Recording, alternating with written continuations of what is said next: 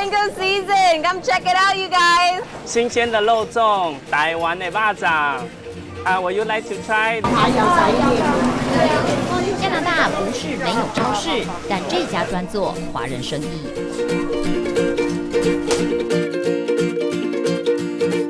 这个区呢是我们的泡面区，那这个泡面区的话，我们这边有从亚洲各国引进来的泡面，比如说这边出前一丁是香港的名牌，然后后面这边呢是大陆的泡面。再往后面的话是统一的泡面，是台湾来的。货架各式商品琳琅满目，犹如身在亚洲。热门流行商品也没缺席，紧跟亚洲动态。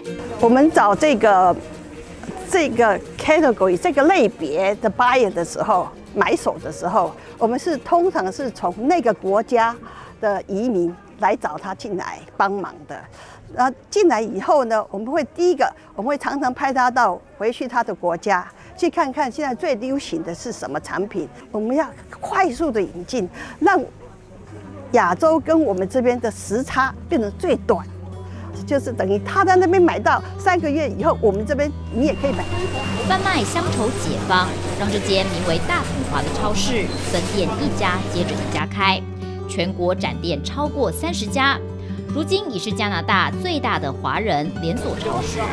在这里呢，我们提供亚洲各国的美食，那就是你可以拿一个盒子，然后把你喜欢的美食装在里面，有点像台湾的便当店。对，就是从台湾的便当店把这个观念引进来。超市创办人是他，来自台湾的 Cindy Lee 李罗昌钰。尽管超市顾客中国大陆移民最大宗，但家乡的一切却经常启发 Cindy， 让整间超市散发浓浓台味。移民以后，我还是常常回去台湾呢。可是呢，我的早餐的时候呢，我通常会去找什么？去吃那个饭团，那种小饭团的小摊贩。所以当我有一天在那边吃的时候，我就想为什么不把它引进加拿大？因为这边的华人也吃饭团呢。1976年移民温哥华。Cindy 并非一开始创业就一帆风顺，年轻时她因为英语讲不好，先在唐人街开店做食品批发，却因为当时的唐人街几乎都是香港人的天下，一句广东话都不会讲的她，差点混不下去。大家讲的都是广东话，我去拿订单，我都拿不下来了。那所以我就告诉我自己说，既然这边的最主要的语言、最通行的语言是广东话的话，我就应该把广东话学会。看完电视剧以后，隔天呢上班的时候，你要去到人家店里面去嘛，你就开始用你就用广东话去跟这个店里面的人去交流。你好，Eric， 今日生意點啊？都非常好，你放心，都係母親節，今日將會非常繁忙。我頭先行咗啲圈啊，我覺得如果呢啲地方我哋可以再更加好啊。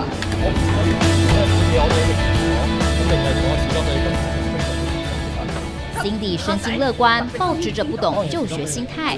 时间一久，广东话慢慢熟练，订单开始一单接一单。而长时间在唐人街打滚，也让他发现更大商机。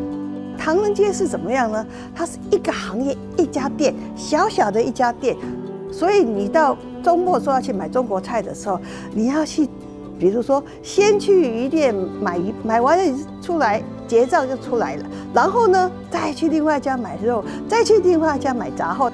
那时候我就讲说，对呀，华人聚集了这么多在温哥华，温哥华有那种潜力去推出一个好的大型的这个超市，一定会生意好。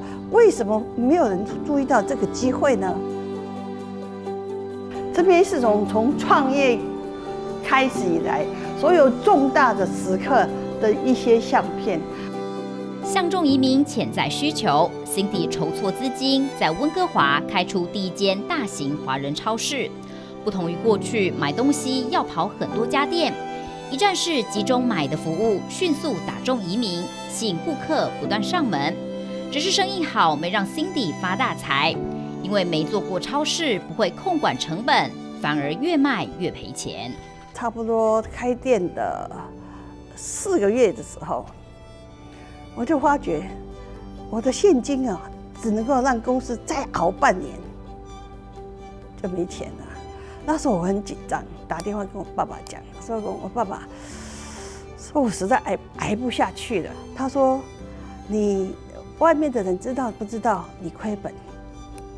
我说不知道，哦，那所以他就告诉我第一件事情就是说，既然外面的人都不知道你亏本，然后你生意看起来也很兴隆，你就千万不要紧张，不要到处乱讲。因为你到处跟人家讲你紧张后亏本的话，这些供应商会马上把你的货给收住，然后呢，你的现金流就会断掉。赶快找一个强的团队，能够管理团队能够帮你的忙。第二个，那就是你要自己下定苦功，好好的加紧学习怎么做超市，还有怎么管理。父亲跨海救援，成功稳定军心。Cindy 开始急起直追，将经营相关书籍一本本翻出苦读，加上幸运碰上新一波移民潮，接收了不少来自台湾、香港的超市主管。由于移民量体大，当地又几乎没有竞争对手，此后公司发展便转亏为盈，蒸蒸日上。Cindy 甚至被当地媒体封为超市女王。30个年头过去，如今 Cindy 已退休，事业由女儿接班，但闲不住的她还是经常到超市走动，进行田野调查。你看，我们这边有螃蟹、有虾、有象拔蚌、有鱼，华人有这个习惯，喜欢吃活跳的海鲜，尤其是鱼之类的。所以呢，我就把台湾的这个观念带到这里来，你可以指定哪一只你喜欢。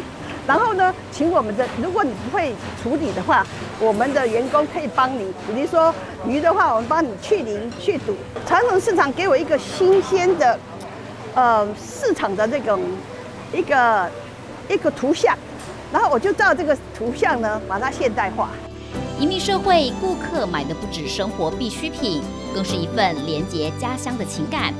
当乡愁成为商机，谁能提供源源不绝的解方，谁就能站稳移民市场。